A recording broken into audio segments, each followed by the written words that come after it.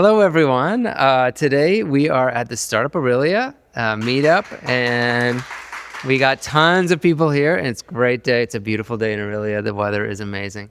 Today we're going to be doing a few little mini talks, and we meet once a month in Creative Nomad Studios in downtown.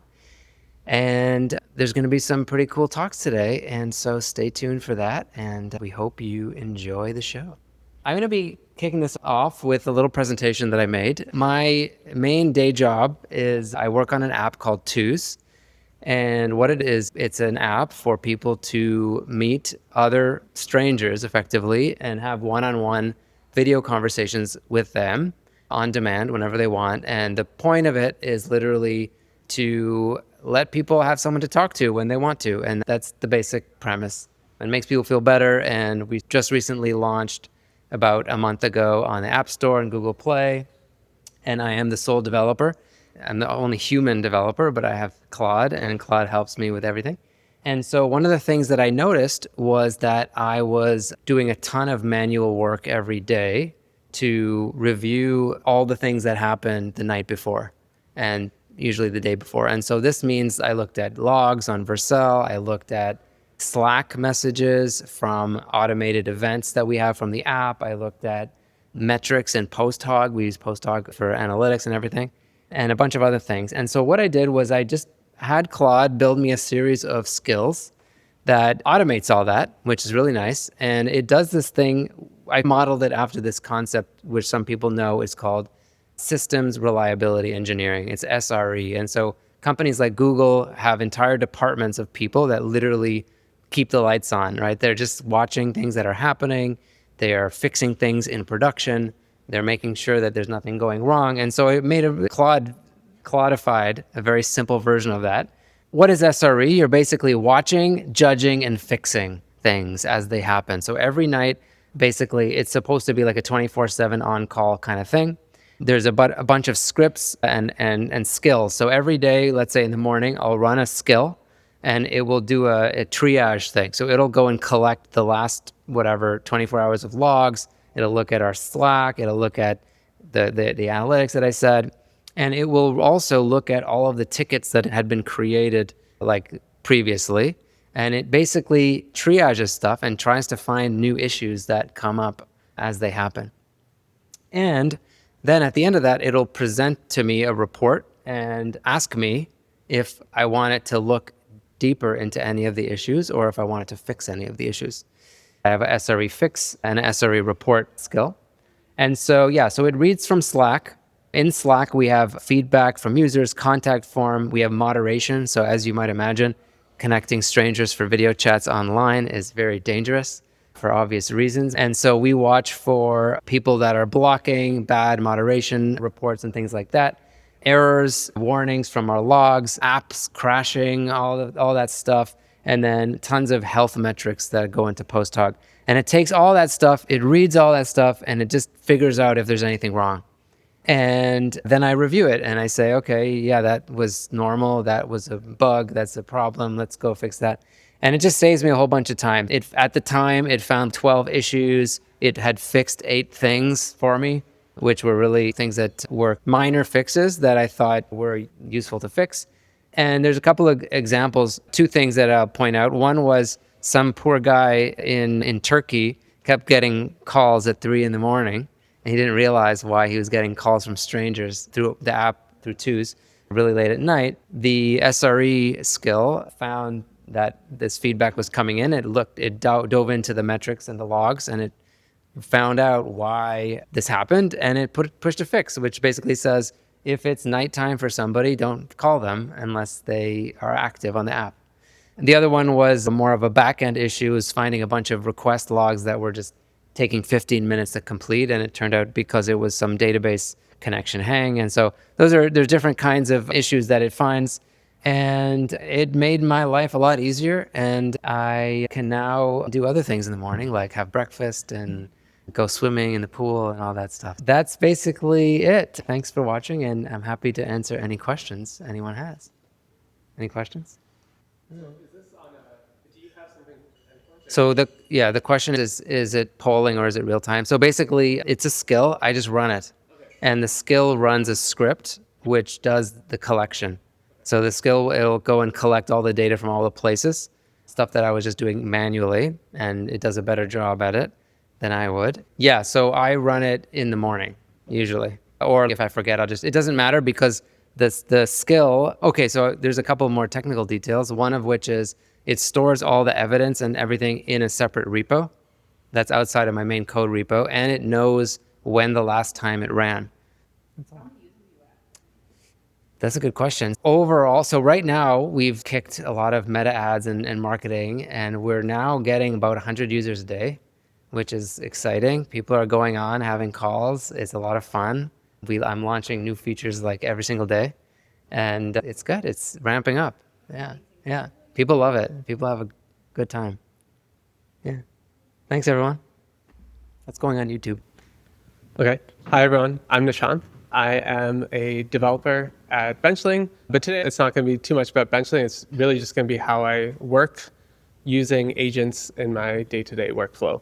I don't know, many of you, I use things like Claude Code or other agentic tools on the terminal to do, I'd say, about 90% of my work. Previously, I was writing all my code by hand in various editors, and now we're using these agent tools. And I want to talk today about Cmux, which is a terminal that I use that I think has actually made me more productive. And so I think I've used terminals for most of my career. And I think what normally happens, similar to most browsers, is you get 1,000 tabs going. And so Cmux tries to solve some of that issue. So the main thing here, vertical tabs. I think vertical tabs are hugely important. It's been a thing in browsers, but not in terminals. And so if you can find a terminal that has vertical tabs, it's super important. You can also write custom descriptions on each one. So I can say, hey, this tab was doing this thing. And I think it also hooks up to agent sessions. So you can have it so your agent can populate descriptions of what you're working on at any given moment. I think this is normally a problem, but with agents, I switch around my work way more than ever before. Often I'll prompt something, I'll have something going for a few minutes, and then I'll have to go and switch into something else. So I'm doing way more context switching than ever before. And so having tools that help with that make you better at your job. The way that Cmux works is you have vertical tabs, and then each of those tabs are what are called workspaces. And each workspace contains multiple other tabs. So you have a mix of spaces that are vertical kind of project level things or themes that you're working on. And then each tab represents actual things that you're doing in that session. I work a lot in work trees. So what this means for me is each workspace ends up being a work tree. And then I'll have, anytime I open a new workspace, it will be a Claude session or an agent session, a terminal for running arbitrary, and then a browser for actually testing out those changes. So you have a fully reproducible environment in each of your workspaces that you can switch back and forth. That's pretty much my whole talk. I just wanted to tell you guys about Cmux and recommend you guys try it out. That was great. Thanks so much. This is a problem that I have every single day. Yeah. Because I use Claude a lot and I have 100 tabs open and I never know what it was that I was doing in that tab and whether I should keep it or close it. Yep. Does it automatically, can it just update the descriptions for me or does it not do that? I haven't played around too much with that feature just because the way that our work stuff works, we have a dev and Docker situation. So it's not so easy for the agents to communicate back to your terminal. But if you have a simpler development setup or it's running natively on your computer, the Cmux is fully scriptable. So you can communicate back to the terminal session and update context there.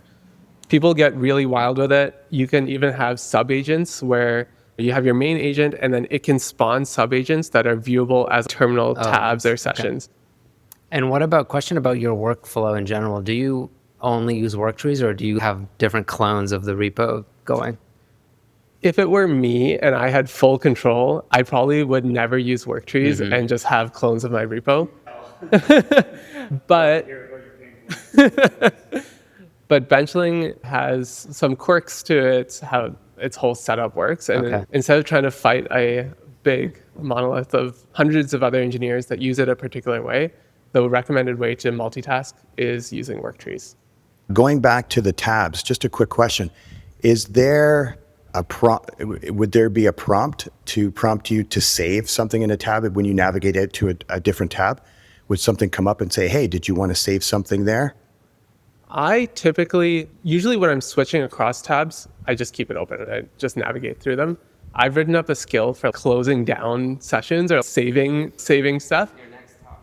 And so sometimes I'll run that because usually that means closing the agent session, saving some artifacts about it, closing the work tree, closing any Git branches that are associated, closing any Jira tickets that are like associated with all of that. And usually I'm not so good at running it. Once a month or once every two, I'll run the skill, say, go through all these unfinished things that I have that are polluting my workspace and question me on what is useful, what's not, and then just close everything.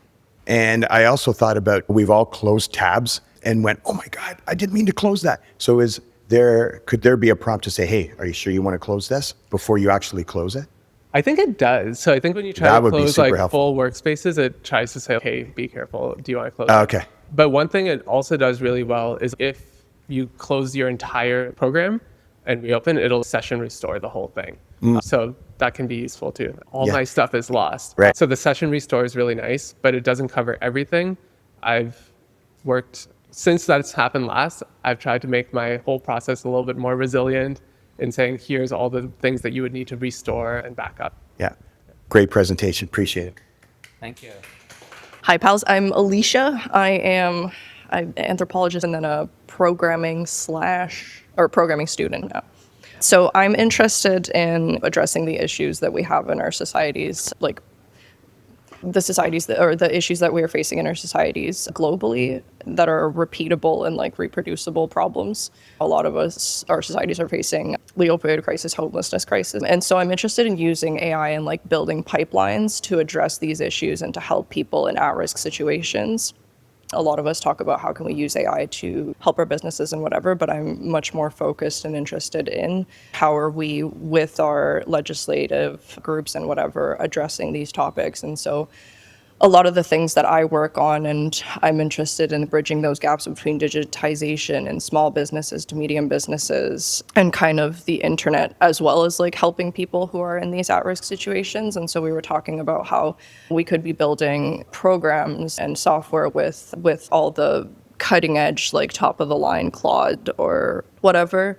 But some people that are in these dire situations could be utilizing AI to sort of like find ways and what are the resources available to them locally to, improve their positions and improve certain things. And so I'm very interested in actually like creating a group or like a product or something that actually like step by step helps people to go from point A of wherever they're positioned to like point Z of like how do I learn what AI is, because a lot of people are struggling with that AI literacy, and move into that space of actually utilizing AI to then hopefully build to a place where you can be utilizing AI to create like software of your own and products of your own. But there's a huge gap between that's like largely being left unaddressed.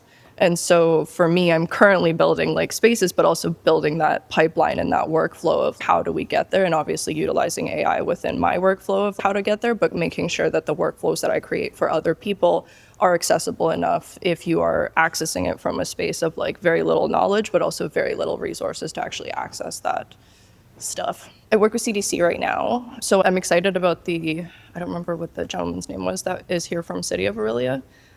And so I am also interested in getting into the local like businesses. There's a chamber of something that happens once a month, like our meeting where we meet once a month. There's a chamber of commerce, but there's also a small business gathering.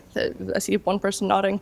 There is one of those happening, so I am interested in the thing I'm trying to build. I want it to be replicatable throughout a lot of our cities, and it's a global concern, so the solution has to be simple enough that it's scalable and replicatable globally. So I'm interested in working with local groups and organizations. OPP is one that I want to get into more, because the more we do work locally instead of approaching it on some federal or some random kind of whatever, the more chances we have actually to solving the problem, right? I have some context for you. Thank you. I would appreciate that. Any more questions? No? Thank you. Okay, if you check out the group chat, you should be able to open that link and it'll show you like a live version. This is a presentation I gave recently. I'm not going to go through all the slides, but there's just a couple that I'll point to. Okay, I'll keep it light. Does anyone here manage people? Are you a people manager at your job? You are, okay. I think as a quick background, I'm working on I'm building a SaaS plus service company that does AI fluency for mostly tech companies. My co-founder and I, we've built out this framework that helps companies understand what kind of, like how to build competency. So you just said the word AI literacy, which is, I think, a very important concept. It goes to, do you know what a tokenizer is or a transformer, or do you know the difference between machine learning and deep learning? But the real important thing for a lot of people today is what I call AI fluency, which is more about building a broader set of competence. So if you go to slide 14 on this deck, there's this great quote or definition from one of the papers we looked at, which is AI fluency is a higher order competency encompassing innovation, ethical management, and creation. I think that's a great definition because it puts the value of AI productivity, it aligns it more to creativity and judgment than about literacy. And so that's just the background for what I want to talk about, because I've been working with a lot of companies and doing consulting projects to help them understand gaps in fluency. And I was working with a company recently where they're a very data-heavy organization, and their people managers are struggling to keep pace with, they're struggling to manage their team members. So Nishan, I brought this up when you gave your last presentation. As companies are adopting AI and people are now orchestrating agents, some of the things I've been noticing is that at mid-sized to large companies, people managers are shrinking. The base of people managers, people are actually are starting to move from people management to becoming ICs. And the reason for that is that what I'm hearing is a lot of people managers are just struggling to know how to manage people who are managing agents, and like, what does people management look like in an AI-enabled world? So what I'm going to share is, if you jump to slide 22, one of the companies, we built this context management system for people managers, and it's grounded on Obsidian, Granola, and Claude Code. So what this solution does is how many people here have used Obsidian before? So if you're not familiar with Obsidian, it's essentially imagine it's like a note taker, but it's ideal for AI because it's a markdown-based note taker. And a lot of people are using tools like Obsidian for managing context. So you could use it to create like a Claude.md or things like that. And on slide 3, there's a QR code that will take you to a Notion prompt, to a Notion board. And there's a prompt in there. And what that prompt will do is it creates a system for people managers to essentially more effectively manage their team. So what it does is it will build out a folder structure for Obsidian. And then what you can do is, when you're managing your team, you record those meetings with a tool like Granola, or you could even use like Google Meets. And then you drop those meeting notes or those transcripts into your Obsidian vault.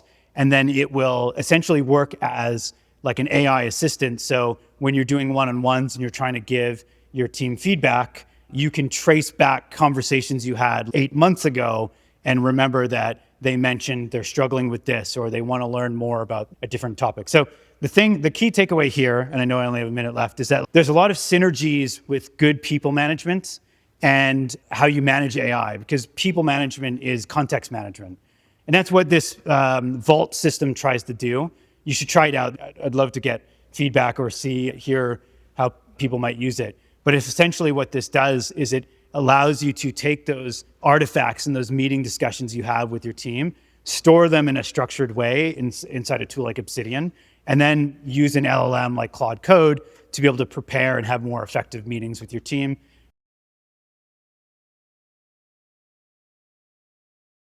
And so that you can get those things that you need to help nurture your team out of your head and into a system like Obsidian.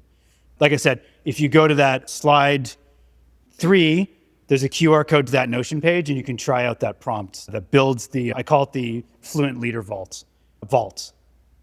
So I use Obsidian a lot but my notes are pretty garbage and really messy, and I think also growing very big. And I think with this solution also your notes are going to get very big. Yeah. And I think navigating large contexts is generally a hard problem for AIs Yeah. to solve. And I think in code bases, they have tools like grep and they can navigate through that structured format.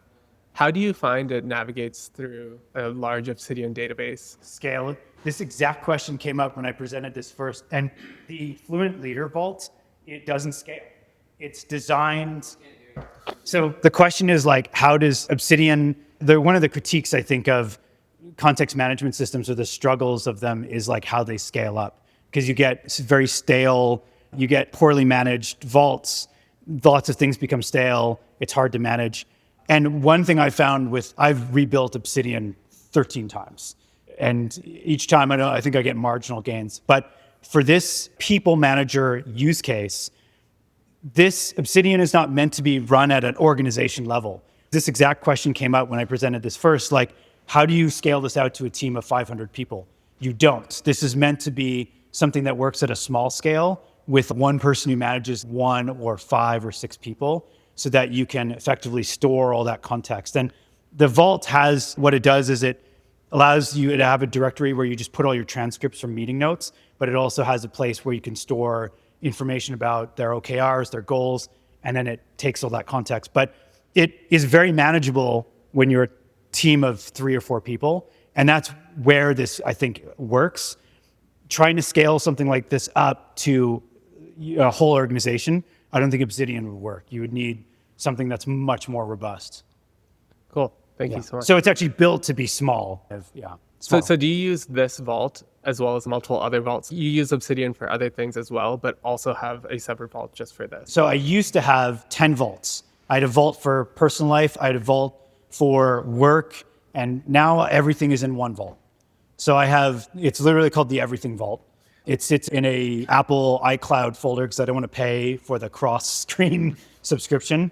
And I just use foldering now to organize it. This is a broader question now. There's a whole subculture about Obsidian optimization, which I'm sure we could talk about, but I just manage everything in one vault.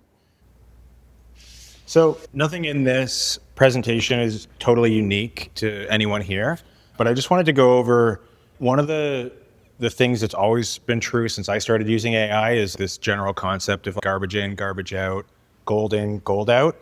And so I've been toying around with 5 different strategies for prompting. It's based off what I'm looking ideally for the AI to do and what type of, so it's problem specific. And over time, I'm just getting used to quickly understanding which level of prompt or what type of prompt to use based on which problem I'm trying to solve. So the first one is just like your regular prompt. For me, this might be anywhere from 1 to 3 or 4 sentences.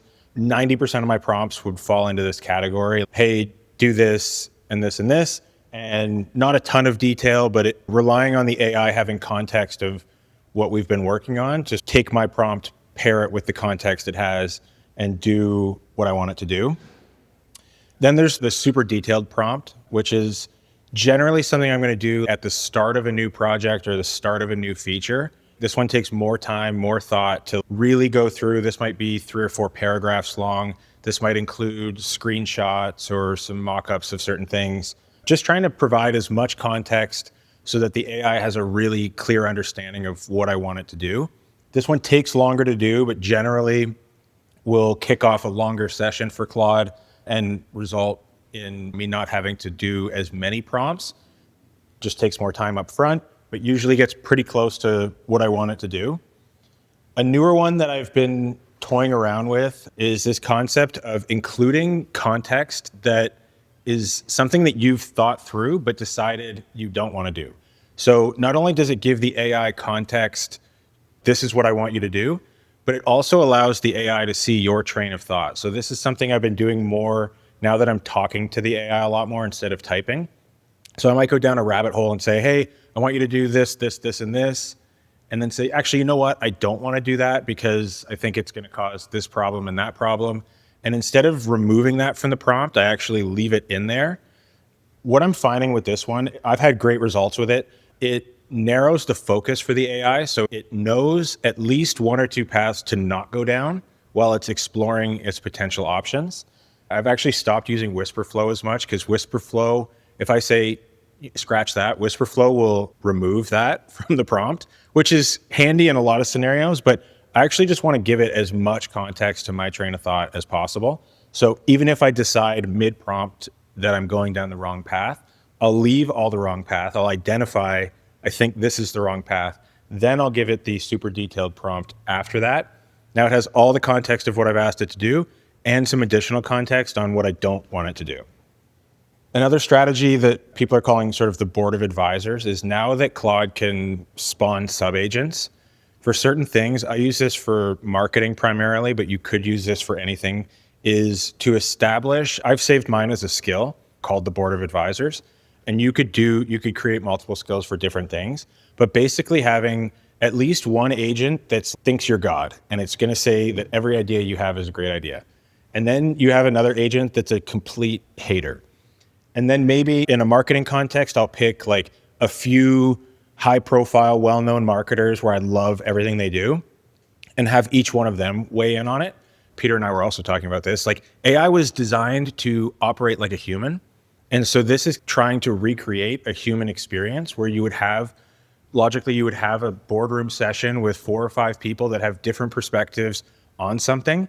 And then what you do is you have all of these agents come up with their own idea, and then you instruct it to have all of them report back and basically pitch their train of thought to this sort of master agent that's going to hear all of them out, that's going to identify which one has come up with the best idea, but might take some good ideas from another agent. So it might say, hey, your Alex Hormozy agent has the best train of thought here, but your hater agent brought up a couple of good points that contradict some of the things that this other agent said. And so it combines all of them into this sort of well thought out brainstorming session, which also has come back with some great results for me. And then I'm not using the /goal that you would see people using online. But this last one is something I use when I have no idea what the solution is. I've got a problem and I have nothing to offer the AI. I don't know what we should do here. And this is one where I'll give it a high level, one quick sentence of this is what I want to accomplish. This is a problem that I'm really stuck on. And I will say, you go do whatever you have to do to figure this out. If you need to do web search, if you need to spawn subagents, whatever you feel you need to do, you go do it and report back to me with your plan. And let's see if it makes sense. I've never seen the /goal. What is it? So I haven't actually used it, but basically you would do /goal, give it a goal, and it will just continuously work until it has solved the problem so maybe I should type in /goal, but this is a newer strategy similar to the loop thing that people are doing. Basically just say, this is a problem, I need to fix it, and I don't even know where to begin. I'm trusting that you're smarter than me. Go do whatever the hell you have to do. Probably could. It's going to come up with some stupid idea. Cost you infinite money. Yeah, it's probably going to cost infinite money. But basically giving it permission, work as hard as you need. If you need to spawn sub-agents, if you need to have research agents, web search, whatever, don't talk to me again until you have a solution that you want to pitch. And that's it. I've got a question for you here. I thought of something at the beginning of your presentation. Has Claude ever come back to you after you've said to scratch an idea and then you move on in a different direction? And during a flow of information, has it ever come back to you and said, hey, remember this? It may be useful here to explore based on what you're looking for now. Because I know that I haven't used Claude yet. My wife is implementing it now and I'm going to start to use it. So ChatGPT is what I'm accustomed to right now. But I have found that there were ideas and then I would want to revisit that to see if it was explorative. Yeah, and then later on in the conversation, it'll come up with some weird name for the thing I didn't want it to do and be like, we're not going to do this thing because you've instructed me not to. But I think the general theory with that prompt is you're just giving it as much context as possible. So you're going one step beyond that super detailed prompt of spelling out everything you want it to do. You're also adding in additional context of things you don't want it to do. Ultimately, what you're doing when you're giving a detailed prompt to these AI models is you're trying to let it inside your brain. You have this idea in your brain and you're trying to blurt that idea out so that the AI understands what you want it to do. And so the more of your train of thought that it can ingest, the more likely I think it is to truly understand what you want it to do. Because that ultimately the goal of prompting is getting the AI to understand what you are picturing and what you're asking it to do. On the flip side, I see a lot of people who just are terrible at prompting. Their issue is that they're not giving it enough. They're not giving the AI enough to work with. So it has to figure out, and every time it has to think about which path to go down, there's an opportunity for it to go down the wrong path. So this is just showing it all of the paths it could go down, but closing some of the paths that you're like, I definitely know that I don't want you to go down this one. Perfect. Then she'll pause and say, no, that's not what I meant. And so it's Right. becoming a better prompter to really cut down on It's something that you start to learn over time. And as much as the AI could have context in your code base or context in your project, it doesn't have the whole thing right in front of it. So you likely, if you're building with AI, you likely have something else in your software that you know about that the AI is not currently thinking about. So you can forecast like, okay, if I do this, it's probably going to break that. Unless it goes down this path, you're steering it in the right direction. It's like you're being a good communicator to us. Now we have to make sure we're doing the same when we're prompting and using these applications. AI is like any employee. Like your job as its leader is to set it up for a successful project. And so the more you can give it, the better. The brainstorming thing. So you described, sounds like a mixture of agents approach where instead of just asking it once to give you ideas, you engineer these different types of personas, like ones that love your ideas, ones that hate them, and then have this one master agent to synthesize everything. So do you do that? Describe when you use that. Is that for when you're just starting out and trying to brainstorm a new idea for a product or for solutioning? And do you find that, obviously that's going to carry a higher token out like load. Do you find that the results of that are like X amount better than just asking Claude on Opus or Fable to give you an idea? Yeah, I think it's been super helpful for me when I don't know the answer and I want to be able to see different perspectives on it. And so how to know when to use it, it's like marketing is a good example where you say, I have this marketing idea, but I want to know, like I want some industry experts to weigh in on it. So I'll create some personas for them. I want the one that's going to look at everything critically. And what happens is the end result is almost always a mixture of things that the agents said, where it's like, yes, this is overall a good idea, or no, it's not. But if it is a good idea, like here's some different things from some different perspectives that you should consider. And then ultimately it's up to you to decide whether to take that advice or not. But it just gives some different perspective. I think if you want to try something new, like it's good at the beginning of any idea to understand some reasons why it might not work. Sometimes AI comes up with things where I'm like, yeah, it's saying this is a bad idea, but what it said was stupid and I like these other things that it said.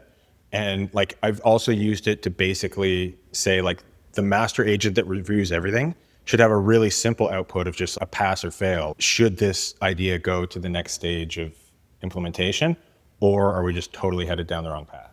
That was my next question, was when it goes to that master agent, is a final idea a synthesis of the best ideas, or is it just a routing of the winning idea that circulated all the way up from the first agent? But it sounds like it's like a mixture of % of the winning idea with some interesting perspectives from the other ideas. So it's a synthesis. So I'll add, like, if I'm working on something that's not a marketing idea, like I'll basically pitch it like the master agent is like a dragon on Dragon's Den.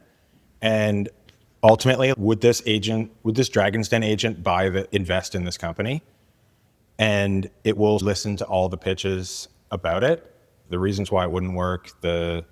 I just try and mimic a real life scenario of a bunch of people sitting around a table talking about, I keep using marketing as an example, but if I could have Alex Hormozy and Seth Godin and whoever's sitting at a table, and I had that one employee that's always shitting on every idea, and I had that other employee that's trying to get a promotion and always kissing my ass, what would they all say? And then how would we decide if this was a good idea or not? Nice.